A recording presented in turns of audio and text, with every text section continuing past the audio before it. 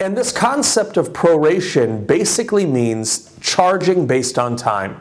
And you may even want to put that here at the bottom of 324. Prorate means to charge based on time. So prorating would be, I'll give you an example. Let's say I move into an apartment today at the middle of the month. I'm not going to pay the whole month rent. Why should I? I didn't live there for the whole month. So I'm only going to pay my pro rata share. I'm going to be responsible for paying only for that time period that I actually used. It's the same thing in real estate transfers. If you buy my house and I've paid the whole year of property taxes and you buy it in the middle of the year, I'm going to get a credit for that last half of the year that I paid the taxes for, but I was no longer the owner.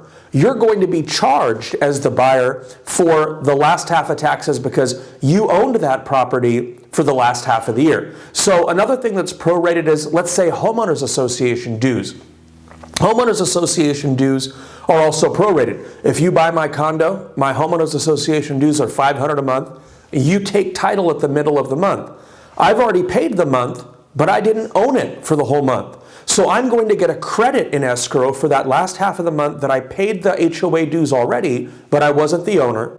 And you're going to be charged for that last half of the month because that last couple of weeks is your responsibility because it's now your condo. The person responsible for keeping track of all these things is the escrow company. So here at the bottom of page 324, right next to prorations, I hope you wrote charging based on time. That's what prorate means, to charge based on time. And at the bottom left of page 324, I would highlight that gray box that says escrow companies typically base their prorations on a 30-day month. So I know that regardless of the month, whether it's February or October or November or December, escrow companies will always assume for a proration calculation that the month has 30 days. So be careful on the test.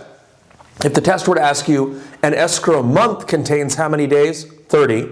Therefore, an escrow year is going to contain 360 days, right? So the escrow month contains 30. The escrow year contains 360.